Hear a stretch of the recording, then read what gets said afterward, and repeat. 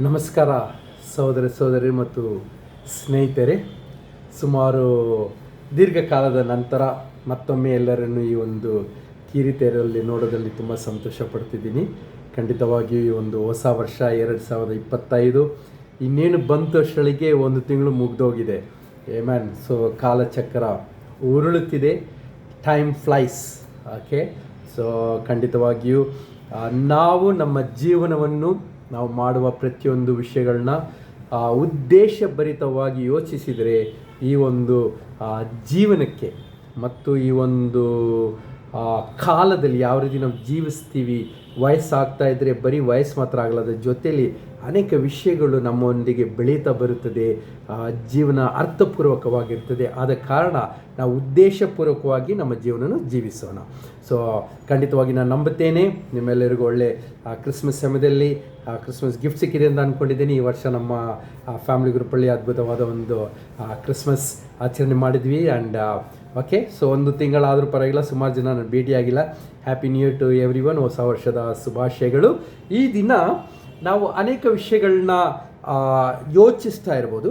ಅದರಲ್ಲಿ ಒಂದೇ ಒಂದು ವಿಷಯ ನನ್ನ ಮೈಂಡಿಗೆ ಪದೇ ಪದೇ ಬರ್ತಾ ಇದೆ. ಅಂದರೆ ಈ ಲೋಕವನ್ನು ನೋಡಿದರೆ, ಅನೇಕ ಜನರನ್ನು ಭೇಟಿ ಮಾಡಿದರೆ, ಕೆಲವರು ತುಂಬ ಶ್ರೀಮಂತರಾಗಿರ್ತಾರೆ, ಕೆಲವರು ತುಂಬ ಜ್ಞಾನಿಗಳಾಗಿರ್ತಾರೆ, ಕೆಲವರು ತುಂಬ ಶ್ರದ್ಧೆಯಿಂದ ಜೀವನ ಮಾಡ್ತಾರೆ.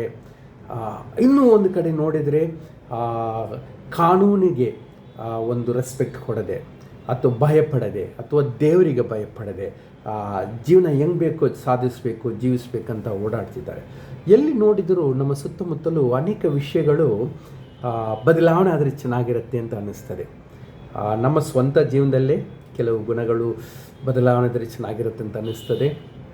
ಮತ್ತು ನಮ್ಮ ಸುತ್ತಮುತ್ತಲು ನಮ್ಮ ಸಮಾಜವನ್ನು ನೋಡಿದಾಗ ಇನ್ನಷ್ಟು ನಮ್ಮ ಸಮಾಜದಲ್ಲಿ ಪ್ರೀತಿ ಇದ್ದರೆ ಹೆಂಗಿರುತ್ತದೆ, ನಮ್ಮ ಸಮಾಜದಲ್ಲಿ ಎಸ್ಪೆಷಲಿ ಪ್ರತಿದಿನ ಈ ನ್ಯೂಸ್ಗಳನ್ನು ಸ್ವಲ್ಪ ನೋಡೋಕ್ಕೆ ಹೋದಾಗ ಎಷ್ಟೊಂದು ಘೋರವಾದ ಕಾರ್ಯಗಳು ಮನುಷ್ಯನ ವಿರುದ್ಧ ಮಾಡುತ್ತಿರುವ ದೊಡ್ಡ ದೊಡ್ಡ ವಿಷಯಗಳಪ್ಪ. ಅದೊಂದು ಕೊಲೆ ಅಥವಾ ಜಗಳಗಳು, ಅತ್ಯಾಚಾರಗಳು, ಮೋಸಗಳು, ಅದು ಒಂದು ಲೆವೆಲಲ್ಲಿ. ಇನ್ನೊಂದು ನಾವು ನೋಡಿದರೆ ಕುಟುಂಬಗಳಲ್ಲೇ ಒಂದು ಕುಡುಕತನದಿಂದ ಜೀವನಕ್ಕೆ ಒಂದು ಜವಾಬ್ದಾರಿ ಇಲ್ಲದ ತಂದೆಗಳು ಅಥವಾ ಪ್ರೀತಿ ಮಾಡದ ಗಂಡನಾಗಿ ಈ ರೀತಿಯಾಗಿ ನಡೀತಾ ಇರುತ್ತದೆ. ಪ್ರತಿಯೊಂದಲ್ಲೂ ನೋಡಿದರೆ ಮನಸ್ಸು ಭಾರ ಅನ್ನಿಸ್ತದೆ, ಮನಸ್ಸು ಕಷ್ಟ ಅನ್ನಿಸ್ತದೆ. ಯಾಕೆ ಈ ಒಂದು ಪ್ರಪಂಚ ಯಾಕೆ ಹೀಗಿದೆ? ನಮ್ಮ ಜೀವನ ಎಷ್ಟು ಅದ್ಭುತವಾಗಿರಬೇಕಾಗಿದೆ. ನಮ್ಮ ಮನುಷ್ಯನಿಗೆ ಎಷ್ಟು ಅದ್ಭುತವಾಗಿ ದೇವರು ಸೃಷ್ಟಿಸಿದ್ದಾರೆ. ಮತ್ತು ನಮ್ಮ ಒಂದು ಪ್ರೀತಿಯಲ್ಲಿರುವಾಗ, ಒಂದು ಸ್ನೇಹಿತನ ಭೇಟಿ ಮಾಡಿದಾಗ, ಅಥವಾ ಗಂಡ ಹೆಂಡತಿ ಒಂದು ಅನ್ಯೋನ್ಯತೆಯಲ್ಲಿರುವಾಗ, ತಂದೆ ಜವಾಬ್ದಾರಿಯಾಗಿದ್ದಾಗ, ತಾಯಿ ಒಂದು ನಗುತ್ತಾ ಇದ್ದಾಗ, ಮಕ್ಕಳು ವಿಧೇಯರಾಗಿದ್ದಾಗ, ಆ ಸಮಾಜದಲ್ಲಿ ಹೊರಗೆ ನಾವು ಓಡಾಡುವಾಗ ಎಲ್ಲರೂ ಒಂದು ಸ್ನೇಹ ಭಾವದಿಂದ, ಒಂದು ಭದ್ರತೆಯ ಭಾವನೆಯಿಂದ, ಒಬ್ಬರು ನೋಡಿ ಒಬ್ಬರು ಹೆದರಬಾರದು ಅಂತ ಒಂದು ಭಾವನೆಗಳು ಇಲ್ಲದೆ ಒಂದು ಸಂತೋಷವಾಗಿ ತೃಪ್ತಿಯಾಗಿ ಭರವಸೆಂದಿದ್ರೆ ಅದು ಎಂಥ ಒಂದು ಅದ್ಭುತವಾದ ಒಂದು ಜೀವನವಾಗಿರುತ್ತಲ್ವ.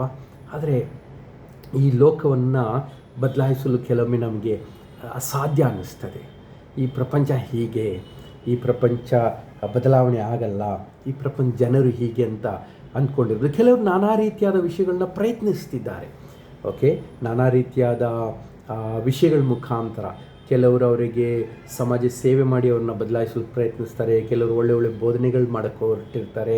ಕೆಲವು ರಾಜಕಾರಣಿಗಳು ನಮಗೆ ಅವಕಾಶ ಕೊಡಿ, ನಾವು ವಿಷಯಗಳನ್ನ ತಿದ್ದುತ್ತೇವೆ, ನಾವು ಎಲ್ಲರ ಜೀವನವನ್ನು ಸಮೃದ್ಧಿ ಮಾಡುತ್ತೇವೆ, ಎಲ್ಲರೂ ಯಾರು ಹಸಿನಿಂದ ಇರಬಾರ್ದು, ಯಾರು ಚಳಿಯಲ್ಲಿ ಇರಬಾರ್ದು, ನಮ್ಗೆ ಅನ್ನಿಸ್ತದೆ. ಕೆಲವೊಮ್ಮೆ ಜಾಸ್ತಿ ಇದ್ದವರು ಎಲ್ಲರ ಜೊತೆ ಹಂಚ್ಕೊಂಡ್ರೆ ಚೆನ್ನಾಗಿರ್ತದೆ ಅಂತಲೂ ನಮಗೆ ಕೆಲವೊಮ್ಮೆ ನಮ್ಗೆ ಮನಸ್ಸಿಗೆ ಬರ್ಬೋದು, ಆದರೆ ಯಾವುದು ನಡೆಯಲ್ಲ. ಬಟ್ ರಾಜಕಾರಣದಲ್ಲಿ ಆ ಒಂದು ಭರವಸೆ ಕೊಡಬಹುದು.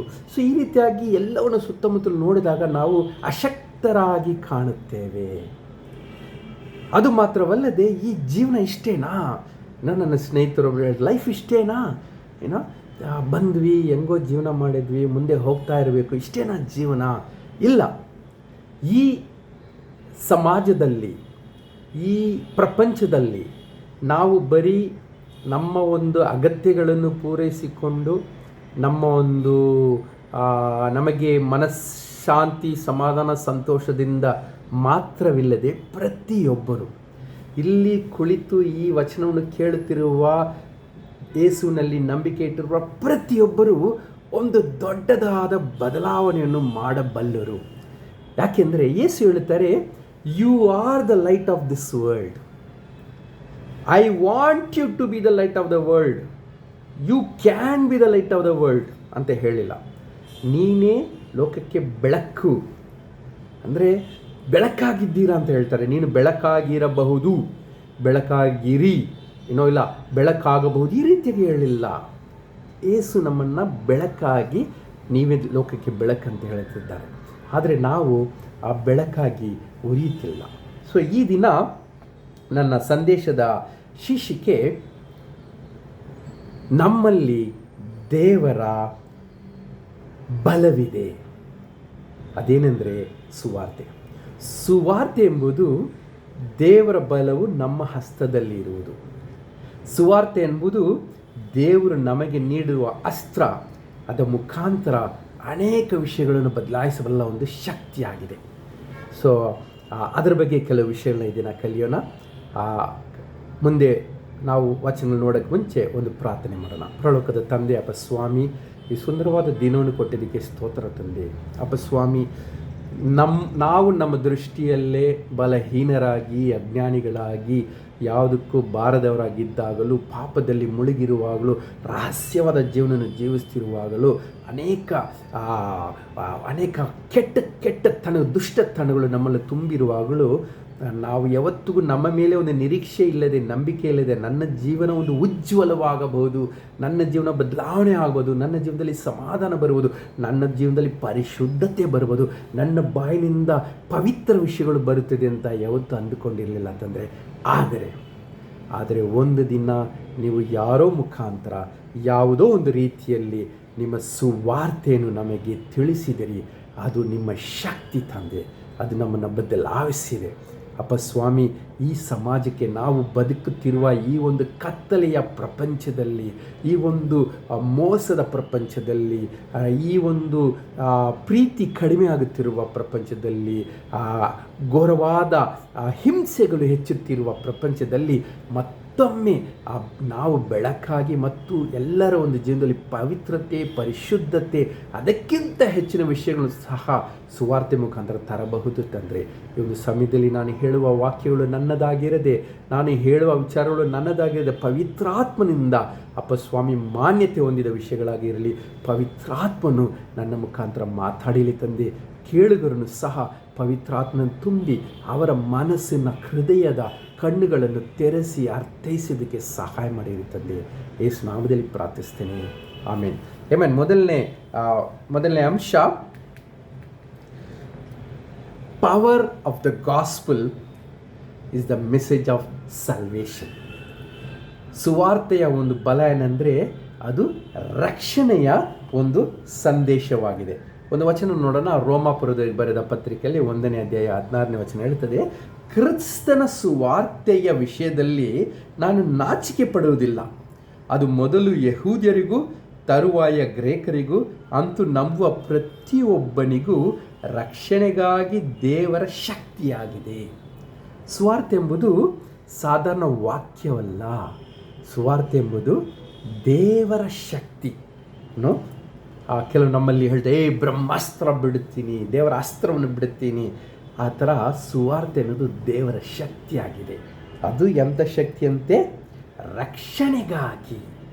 ಸೊ ಮೊದಲನೇ ಶೀರ್ಷಿಕೆ ನಾವು ನೋಡುವುದು, ಸುವಾರ್ತೆ ಒಂದು ಸಾಧಾರಣ ವಾಕ್ಯವಲ್ಲ. ಸುವಾರ್ತೆ ಒಂದು ರಕ್ಷಣೆಯ ಸಂದೇಶ. ರಕ್ಷಣೆ ಅಂದರೆ ಏನು?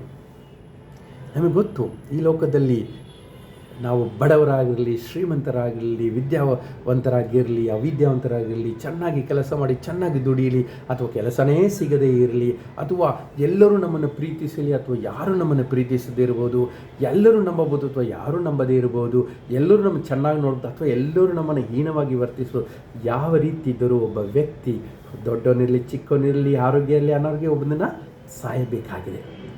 ಸತ್ತ ನಂತರ ದೇವರು ನಮಗೆ ನೀಡುತ್ತಿರುವ ರಕ್ಷಣೆ ಅದು ಒಂದು ಸುವಾರ್ತೆಯಿಂದ ಸಾಧ್ಯವಾಗಿದೆ. ಒಂದು ತಿಂಗಳ ಹಿಂದೆ ನಾವು ಕ್ರಿಸ್ಮಸ್ ಹಬ್ಬವನ್ನು ಆಚರಿಸಿದ್ವಿ. ಏನನ್ನು ಆಚರಿಸಿದ್ವಿ? ಕ್ರಿಸ್ತನು ಲೋಕಕ್ಕೆ ಹುಟ್ಟಿ ಬಂದನು. ಯಾಕೆ ಹುಟ್ಟಿ ಬಂದನು? ನಮ್ಮ ಪಾಪಗಳನ್ನು ಕ್ಷಮಿಸುವುದಕ್ಕೋಸ್ಕರ. ಇದರಿಂದ ಹೆಂಗೆ ಜೀವನ ಬದಲಾವಣೆ ಆಗುತ್ತದೆ? ಯೇಸುವಿನ ಸುವಾರ್ತೆ ನಮ್ಮ ಪೂರ್ವ ಜೀವನದಲ್ಲಿ ನಾವು ಮಾಡಿದ ಎಲ್ಲ ತಪ್ಪುಗಳನ್ನು ಕ್ಷಮಿಸುತ್ತದೆ ಮತ್ತು ಈ ಲೋಕದ ಜೀವನವನ್ನು ಬಿಟ್ಟು ಹೋದಾಗ ನಮಗೆ ದೇವರೊಂದಿಗೆ ಜೀವಿಸುವ ಒಂದು ಅದ್ಭುತವಾದ ಆಶೀರ್ವಾದವನ್ನು ಉಚಿತವಾಗಿ ತರುತ್ತದೆ. ನಮಗೆ ಕೆಲವೊಮ್ಮೆ ಹೇಳ್ತಾರೆ, ಸತ್ ನಂತರ ಏನಾಗುತ್ತೆ, ಯಾರು ನೋಡ್ತೀವಿ? ಹೌದು, ಅದು ಒಂದು ಎರಡನೇ ವಿಷಯ. ಅದು ಮೊದಲನೇದಾಗಿ ಈ ಲೋಕದಲ್ಲಿ ಜೀವಿಸುವಾಗಲೇ ಸಹ ಈ ಸುವಾರ್ತೆಯು ನಮಗೆ ರಕ್ಷಣೆಯ ಒಂದು ಮಾರ್ಗವಾಗಿದೆ. ಪರಲೋಕದ ನಿತ್ಯ ಜೀವನದ ರಕ್ಷಣೆಯು ಮತ್ತು ಈಗ ನಾವು ಅಪರಾಧ ಭಾವನೆಗಳನ್ನು ತುಂಬಿರ್ಬೋದು. ಇನ್ನು ನಮ್ಮ ಜೀವನದಲ್ಲಿ ಬೆಳೆದು ಬರುವ ನಾವು ದೇವರು ತನ್ನ ಸ್ವರೂಪದಲ್ಲಿ ನಮ್ಮನ್ನು ಸೃಷ್ಟಿಸಿದ್ದಾರೆ. ಆದರೆ ಹೋಗ್ತಾ ಹೋಗ್ತಾ ಹೊಲಸು ಮಾತು, ಹೋಗ್ತಾ ಹೋಗ್ತಾ ಕೆಟ್ಟ ವಿಚಾರಗಳು, ಹೋಗ್ತಾ ಹೋಗ್ತಾ ನಾವು ಕದಿಯುವುದು, ಹೋಗ್ತಾ ಹೋಗ್ತಾ ನಂಬಿಕೆ ಘಾತ ಮಾಡುವುದು, ನಂಬಿಗಸ್ತರಾಗಿರುವುದಿಲ್ಲ, ಪ್ರೀತಿಸಲ್ಲ, ಎಷ್ಟೊಂದು ಜನರಿಗೆ ಹಿಂಸೆ ಮಾಡಿದ್ವಿ. ನಾವು ಒಂದು ವೇಳೆ ಬೇರೆಯವ್ರಿಗೆ ಲೈಂಗಿಕವಾಗಿ ಸಹ ನಾವು ಅವ್ರನ್ನ ತಪ್ಪಾಗಿ ನಡೆಸಿರ್ಬೋದು. ಅದನ್ನು ಕ್ಷಮಿಸುತ್ತಾರೆ. ಇವತ್ತು ಇನ್ನೊಂದು ಪಾಂಗಳ ಜನ, ಇದು ಅಪರಾಧಿಗಳಾದ ನಾವು. ಇನ್ನೊಂದು ವಿಕ್ಟಿಮ್ಸ್ ಅಂತ ಹೇಳ್ತೀವಿ, ಅಂದರೆ ಯಾರು ಪೀಡಿತರು, ಅಂದರೆ ಈ ಒಂದು ಕೋಪದಿಂದ, ನನ್ನ ಕೋಪದಿಂದ ಅವರಿಗೆ ಬಾಧೆಯಾಗಿದೆ, ನನ್ನ ಹೊಲಸು ಮಾತಿಂದ ಅವರಿಗೆ ಬಾಧೆ ಆಗಿದೆ, ನನ್ನ ಲೈಂಗಿಕ ವರ್ತನೆಯಿಂದ ಅವರಿಗೆ ನೋವಾಗಿದೆ. ಸೊ ಅಂಥ ಒಂದು ಜನರು ಒಂದು ಕತ್ತಲೆಯಲ್ಲಿ ಜೀವಿಸ್ತಿರ್ತಾರೆ. ಅಯ್ಯೋ, ನನಗೆ ಹಿಂಗಾಯ್ತಲ್ಲ, ನಾನು ಇದನ್ನು ಹೇಳೋಂಗೂ ಇಲ್ಲ, ನುಂಗಂಗೂ ಇಲ್ಲ, ಹೇಳಿದರೆ ಜನ ನನ್ನ ಬಗ್ಗೆ ಏನು ಹೇಳ್ತಾರೆ, ಯಾರ ಹತ್ರ ಹೇಳಲಿ ಅಂತ ಕತ್ತಲೆಯಲ್ಲಿ ಗೊಣಗಾಡುತ್ತಿರುವವರು ಇರಬಹುದು. ಇನ್ನು ನನಗೆ ಒಬ್ಬರು ನೆನಪಿದೆ, ಸುಮಾರು ವರ್ಷಗಳ ಹಿಂದೆ ಒಬ್ಬ ಅಜ್ಜ, ಅರೌಂಡ್ 84 ಇಯರ್ಸ್ ಇರ್ಬೋದು. ಓಕೆ, ನಾನೀಗ ಹಂಗೆ ಕಾಣಿಸ್ತಿದ್ದೀನ, ಹಂಗೆ ಹೇಳ್ಬೇಡಿ, ಅಷ್ಟಾಗಿಲ್ಲ ನನಗೆ. 84 ಇಯರ್ಸ್ ಇರ್ಬೋದು. ಅವ್ರು ಯಾವಾಗಲೂ ಮೌನವಾಗಿ ಬರೋರು, ಮೌನವಾಗಿ ಹೋಗೋರು, ಹಿಂಗೇ ಇರ್ತಾಯಿದ್ರು. ಸೊ ಒಂದು ದಿನ ನನಗೆ ಅವರಿಗೆ ಸುವಾರ್ತೆಯನ್ನು ಸಾರುವ ಒಂದು ಅವಕಾಶ ಸಿಕ್ತು. ನನಗೆ ಅಷ್ಟು ಆವಾಗ ನನಗೆ ಒಂದು 25-26 ವರ್ಷ ಇರ್ಬೋದಷ್ಟೇ. ಅಷ್ಟು ವಯಸ್ಸಾದವರಿಗೆ ಹೆಂಗಪ್ಪ ನಾನು ಸುವಾರ್ತೆ ಹೇಳಲಿ ಅಂತ ನನಗೆ ಒಂದು ಮುಜುಗರವಿತ್ತು. ಆದರೂ ಒಂದು ನಂಬಿಕೆಯಲ್ಲಿ ಆತನಿಗೆ ಯಾವುದೆಲ್ಲ ನಮ್ಮ ಪಾಪಗಳು, ಕತ್ತಲೆಯ ಪಾಪಗಳು ಅಂತ ವಿವರಿಸಿ ಯಾವ ರೀತಿ ಕ್ರಿಸ್ತನ ಅದರಿಂದ ಮುಕ್ತಿ ನೀಡುತ್ತಾರಂತ ಹೇಳಿಕೊಟ್ಟೆ. ಆದ್ಯಲ್ಲಿ ಅವರು ಇಲ್ಲಲ್ಲ, ನಾನಂತ ಆ ಕಾಲದಲ್ಲಿ ನಮ್ಗೆ ತುಂಬ ಭಯ, ಹಂಗೆಲ್ಲ ಮಾಡೋಕ್ಕಾಗಲ್ಲ. ಸರಿ, ಆಮೇಲೆ ಸುವಾರ್ತೆ ಕೇಳ್ತಾ ಕೇಳ್ತಾ ಒಂದು 3/4 ಗಂಟೆ ನಂತರ ಅವ್ರು ಹೇಳಿದರು, ನನ್ನ ಗೌರವನೆಲ್ಲ ಬಿಟ್ಟು ಹೇಳ್ತೀನಿ, ಯಾರಿಗೂ ಹೇಳಬೇಡ. ಆ್ಯಂಡ್ ಈ ಸ್ಟಾರ್ಟೆಡ್ ಟೆಲ್ಲಿಂಗ್ ಅವರ ಜೀವನದಲ್ಲಿ ಮಾಡಿದ ಕೆಲವು ಕತ್ತಲೆಯ ಕಾರ್ಯಗಳು ಯಾವ ರೀತಿ ಅವನು ಒಂಥರ ಮಂಕ್ ಮಾಡಿಬಿಟ್ಟಿತ್ತು. ಅದೇ ಯಾವಾಗಲೂ ಅದೇ ಅವನ ಕೊರಗಿನಲ್ಲಿದ್ದರು. ತಾನು ಮಾಡಿದ ತಪ್ಪುಗಳನ್ನು ನೆನೆಸ್ಕೊಂಡು ದೇವರು ಅಳುತ್ತಾ ಇದ್ದರು, ಆದರೆ ಬದಲಾವಣೆಗಳು ಆಗ್ತಾ ಇರಲಿಲ್ಲ. ಆದರೆ ವಚನದಲ್ಲಿ ದೇವರು ಕ್ಷಮಿಸ್ತಾರೆ ಅಂತ ಸುವಾರ್ತೆಯನ್ನು ಕಲಿತಾಗ ಅವರು ಆ ದಿನದಿಂದ, ನಿಜವಾಗೂ ಹೇಳ್ತೀನಿ, ಆ ದಿನ ಅವ್ರ ಮುಖದಲ್ಲಿ ಒಂದು ಕಾಂತಿ ನೋಡಿದೆ. ಆ ದಿನದಿಂದ ಯಾವಾಗ ಅವರು ತನ್ನ ಕತ್ತಲೆಯ ವಿಷಯಗಳನ್ನು ಕ್ರಿಸ್ತನು ಕ್ಷಮಿಸುತ್ತಾರೆ, ಸುವಾರ್ತೆಯನ್ನು ಕೇಳಿದರು, ಅದರಿಂದ ರಕ್ಷಣೆ ಕೊಡುತ್ತಾರೆ. ಮೊದಲಾಗಿ ಇಲ್ಲಿರುವ ಭಾರಗಳನ್ನ ಇಳಿಸಿದರು, ಆ ನಾಚಿಕೆಯ ಭಾರ, ಅಪರಾಧ ಭಾವನೆ ಎಲ್ಲವನ್ನು ಇಳಿಸಿದರು ಅಂತ ಆ ದಿನದಿಂದ ಎಂಥ ನಗುಮುಖದಿಂದ ಒಂದು ವ್ಯತ್ಯಾಸವಾದ ಹೊಸ ಮನುಷ್ಯನು, ನೂತನ ಮನುಷ್ಯನನ್ನು ನಾನು ನೋಡಿದೆನು. ಸುವಾರ್ತೆ ನಮಗೆ ದೇವರ ಶಕ್ತಿಯಾಗಿದೆ. ಈ ದಿನ ಸಹೋದರ ಸಹೋದರಿ ಮತ್ತು ಸ್ನೇಹಿತರೆ, ಯಾವ ವಿಷಯವು ನಿಮಗೆ ಕತ್ತಲೆ ಥರ ಒಂದು ಭಾರವಾದ ಜೀವನನ ಜೀವಿಸ್ತಾ ಇದೆ, ಅಥವಾ ಯಾರ ಜೀವನದಲ್ಲಿ ಆ ಕತ್ತಲೆಯ ಇದನ್ನು ನೋಡಿ, ಅಯ್ಯೋ ಇವರೆಲ್ಲ ಹಿಂಗೇನಾ, ಇವ್ರಿಗೇನು ಮಾಡೋದು ಗೊತ್ತಿಲ್ಲ, ಹಿಂಗೆ ಇವ್ರಿಗೆ ಸಹಾಯ ಮಾಡೋದಂದರೆ ಸುವಾರ್ತೆ. ಕರ್ತನ ವಾರ್ತೆ ನಮಗೆ ಇದು ರಕ್ಷಣೆಯ ಸಂದೇಶ. ಮೊದಲು ಈ ಶಾರೀರಿಕ ಲೋಕದಲ್ಲಿ ರಕ್ಷಣೆ ನೀಡುತ್ತದೆ, ನಂತರ ನಮಗೆ ಪರಲೋಕ ಜೀವನ ನೀಡುತ್ತದೆ. ಅದು ದೇವರೊಂದಿಗೆ ಸದಾಕಾಲ ನಾವು ಜೀವಿಸುವುದು. ಸೊ ಸಹೋದರ ಸಹೋದರರೇ, ನಾವು ಈ ದಿನ ಇಂತಹ ಒಂದು ಅದ್ಭುತವಾದ ಸುವಾರ್ತೆಯನ್ನು ನಮ್ಮ ಕೈಯಲ್ಲಿಟ್ಟಿದ್ದೀವಿ. ಒಂದು ಪ್ರಶ್ನೆ, ಆದರೆ ಇದನ್ನು ಬೇರೆಗೆ ಹಂಚೋದಕ್ಕೆ ಯಾಕೆ ನಾವು ಹಿಂಜರಿಯುತ್ತೇವೆ? ಈ ದಿನ ನೀವು ಲೋಕದಲ್ಲಿ ನೋಡಿದರೆ ಪ್ರತಿ ವ್ಯಕ್ತಿಯು ಪ್ರಚಾರ ಮಾಡುವನಾಗಿದ್ದಾನೆ. ಸಣ್ಣದೊಂದು ಸೋಪಿಂದ ಹಿಡಿದು ಶ್ಯಾಂಪು ಇರಲಿ, ಕಾರ್ ಇರಲಿ, ಏನು ಮಾಡ್ತಾರೆ, ಅದರಿಂದ ಏನೇನು ಲಾಭವಿದೆ ಅಂತ ಪ್ರಚಾರ ಮಾಡಿ ಅದು ಮ್ಯಾಕ್ಸಿಮಮ್ ಎಲ್ಲರಿಗೂ ಹೋಗಬೇಕಂತ, ಅನೇಕ ಜನರಿಗೆ ಸೇರಬೇಕಂತ ಪ್ರಯತ್ನ ಮಾಡ್ತಾರೆ. ಒಂದು ಸಿನಿಮಾನೂ ಇರಲಿ, ಒಂದು ಒಳ್ಳೆಯ ಸಿನಿಮಾ ಇಲ್ಲ, ಇನ್ನು ಇವನ್ ಅಸಹ್ಯ ಸಿನಿಮಾ ಇರಲಿ, ಅದನ್ನು ಪ್ರಚಾರಪಟ್ಟು ಎಲ್ರಿಗೂ ಬನ್ನಿ ಬನ್ನಿ ಅಂತ ಏನೋ ಒಂದು ಪ್ರೇರೇಪಣೆ ನೀಡುತ್ತಾರೆ. ಅವರ ಉದ್ದೇಶ ಕೆಲವರಿಗೆ ಇದರಿಂದ ಒಳ್ಳೆಯದಾಗಲಿ ಅಂತ ಇರ್ಬೋದು, ಅನೇಕ ವೇಳೆಯಲ್ಲಿ ಅದು ಸ್ವ ಲಾಭಕ್ಕೋಸ್ಕರ ಜನ ಮಾಡ್ತಾರೆ, ಆದರೆ ಯಾವುದೇ ಹಿಂಜರಿಕೆ ಇಲ್ಲದೆ ಮಾಡುತ್ತಾರೆ. ಯಾಕೆ ರಾಜಕಾರಣಿಯಲ್ಲಿ ತಗೊಳ್ಳಿ, ಓಕೆ, ಪ್ರತಿ ಸಲ ನಮಗೆ ಎಲೆಕ್ಷನ್ ಬಂದಾಗ ನಮಗೆ ಫೋನ್ ಮಾಡಿದ್ರು, ಅಳೋ ನೋಡಿ ಇವರು ಮಾತಾಡ್ತಾ ಇದ್ದೀನಿ, ನೀವು ಈ ಸರ್ಕಾರಕ್ಕೆ ಓಟ್ ಹಾಕಿ ನಾವು ಹಿಂಗೆಲ್ಲ ಒಳ್ಳೇದು ಮಾಡ್ತೀವಿ, ಇದೆಲ್ಲ ಉಚಿತವಾಗಿ ಕೊಡ್ತೀನಿ, ಏನೇನೋ ಹೇಳ್ಕೊಂಡಿರ್ತಾರೆ. ಏನೋ ನಾ ಯಾವ ಪಕ್ಷದ ಬಗ್ಗೆನೂ ಹೇಳ್ತಾ ಇಲ್ಲ, ಎಲ್ಲ ರಾಜಕಾರಣಿಗಳು ತಮ್ಮ ಒಂದು ವಿಷಯಗಳನ್ನ ಪ್ರಚಾರ ಮಾಡೋದು. ಹಿಂಜರಿತಾರ, ಬೇಕಾದರೆ ರಸ್ತೆ ಬೀದಿಯಲ್ಲಿ ದೊಡ್ಡ ಪೆಂಡಾಲ್ ಹಾಕಿ ಮಾಡ್ತಾರೆ, ಟ್ರಾಫಿಕ್ನ ಜಾಮ್ ಮಾಡಿ ಬೇಕಾದ್ರೆ ಪ್ರಚಾರ ಮಾಡ್ತಾರೆ, ಎಷ್ಟೇ ಕೋರ್ಟು ಇದಾಗ್ತಾರೆ, ತಡೆ ಹಾಕ್ತಾರೆ, ರೋಡಲ್ಲೆಲ್ಲ ಬ್ಯಾನರ್ ಆಗಬಾರ್ದು ಆದರೂ ಬೇಕಂತ ಧೈರ್ಯವಾಗಿ ಮಾಡ್ಕೊಂಡು ಹೋಗ್ತಿರ್ತಾರೆ. ಅವರು ಇದನ್ನು ಪ್ರಚಾರ ಮಾಡೋದಕ್ಕೆ ಹಿಂಜರಿದಿಲ್ಲ. ಹೌದು, ಕೆಲವು ಸರ್ಕಾರಗಳು ನಿಜಕ್ಕೂ ಒಳ್ಳೆಯ ದೃಷ್ಟಿಯಿಂದ ಪ್ರಚಾರ ಮಾಡುತ್ತಾರೆ, ಅದರಿಂದ ನಮ್ಮ ದೇಶದ ಆರ್ಥಿಕ ವ್ಯವಸ್ಥೆ ಇತ್ತೀಚೆಗೆ ನೋಡಿದರೆ ಏನೋ ಕೆಲವರು ಅನೇಕ ರೀತಿಯಲ್ಲಿ ಕೆಲವರು ಹೇಳ್ತಾರೆ, ಓ ಇಲ್ಲ ಮೋದಿಯವರು ಸರಿ ಇಲ್ಲ. ನಮ್ಮ ಪ್ರಧಾನಿ ನನ್ನ ಒಂದು ದೃಷ್ಟಿಯಲ್ಲಿ ಈ ದಿನ ಆರ್ಥಿಕ ವಿಷಯದಲ್ಲಿ ಅಭಿವೃದ್ಧಿಯಲ್ಲಿ ಎಷ್ಟೋ ಮುನ್ನಡೆದಿದ್ದೇವೆ. That is awesome. ಓಕೆ, ಕೆಲವರು ಅವ್ರ ಬಗ್ಗೆ ನೆಗೆಟಿವ್ ಹೇಳೋದು, ಇದು ಹಂಗೆ ಮಾಡಿದ್ದಾರೆ, ಅದ್ರ ಬಗ್ಗೆ ನನಗೆ ಅಷ್ಟು ಅರಿವಿಲ್ಲ. ಆದರೆ ನಾನು ನೋಡಿದ ಕೆಲವು ವಿಷಯಗಳು ಗ್ರೇಟ್, ಅವ್ರು ಪರ್ಫೆಕ್ಟ್ ಅಂತ ಹೇಳಲ್ಲ, ಬಟ್ ಬ್ಯೂಟಿಫುಲ್ ಇದೆ, ಅದು ನಾವು ಹೇಳೋಕ್ಕೆ ಹಿಂಜರಿಯುವುದಿಲ್ಲ. ಓಕೆ, ರಾಜಕಾರಣಿಗಳಾಗಿರಲಿ, ಅವರ ಕಾರ್ಯಕರ್ತರಿರಲಿ, ಎಲ್ಲರೂ ತಮಗೆ ಯಾವುದು ಚೆನ್ನಾಗಿದೆ, ಒಂದು ಸ್ವಲಾಭ ಇರ್ಬೋದು ಅಥವಾ ಜನರಿಗೆ ಒಳ್ಳೆಯದಾಗಬಹುದು ಅಂತ ನಂಬಿದರೆ ಪ್ರಚಾರ ಮಾಡೋದಕ್ಕೆ ಮುಂದಕ್ಕೆ ಹೋಗ್ತಾರೆ. ಯಾಕೆ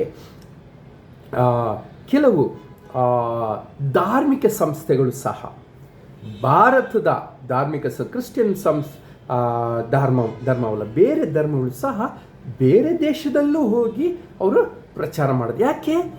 ಅವರಿಗೆ ಅದರಲ್ಲಿ ನಂಬಿಕೆ ಇದೆ, ಇದರ ಮುಖಾಂತರ ಮನುಷ್ಯನಿಗೆ ಸಮಾಧಾನ ಬರುತ್ತದೆ, ಮನಿತನಿಗೆ ಸಂತೋಷ ಬರುತ್ತದೆ, ನಮಗೂ ಸೃಷ್ಟಿಕರ್ತನಿಗೂ ಒಂದು ಸ್ನೇಹ ಬೆಳೆಯುತ್ತದೆ, ಭಕ್ತಿ ಅಭಿವೃದ್ಧಿ ಆಗುತ್ತೆ, ಮನುಷ್ಯರು ಇನ್ನೂ ಒಳ್ಳೆಯದು ಸನ್ಯಾಸ ಮತ್ತು ನಾನ್ ವೆಜ್ಜಲ್ಲಿ ಬಿಟ್ಟು ಇನ್ನಷ್ಟು ಪ್ರಾಣಿ ಹಿಂಸೆ ಮಾಡದೆ, it's all beautiful moral values. ಅದ್ಭುತವಾದ ನೈತಿಕ ವಿಷಯಗಳಲ್ಲಿ ಬದಲಾವಣೆಗಳನ್ನ ಅವರು ಕಾಣುತ್ತಾರೆ. ಅದಕ್ಕೋಸ್ಕರ ಭಾರತ ಸಂಸ್ಥೆಗಳು ಸಹ ಬೇರೆಯವರು ವಿಶ್ವದ ಅನೇಕ ದೇಶಗಳಿಗೆ ಹೋಗಿ ಪ್ರಚಾರ ಮಾಡುತ್ತಾರೆ. ಓಕೆ, ಸೊ ಈ ದಿನ ನೋಡಿದರೆ ಪ್ರತಿಯೊಬ್ಬರು ತಾನು ನಂಬಿದ ವಿಷಯಗಳನ್ನ ಪ್ರಚಾರ ಮಾಡುತ್ತಾರೆ. ನಾವು ಕೆಲವು ವರ್ಷಗಳ ಹಿಂದೆ ನಮ್ಮ ಸ್ನೇಹಿತರವರ ಹೆಂಡತಿಗೆ ದುರದೃಷ್ಟ, ಅವರಿಗೆ ಕ್ಯಾನ್ಸರ್ ಇತ್ತು. ಆಗ ಯಾರೋ ಹೇಳಿದ್ರು, ಶಿವಮೊಗ್ಗದಲ್ಲಿ ಒಬ್ಬ ವೈದ್ಯರಿದ್ದಾರೆ, ನಾಟಿ ವೈದ್ಯ, ಅವರಿಗೆ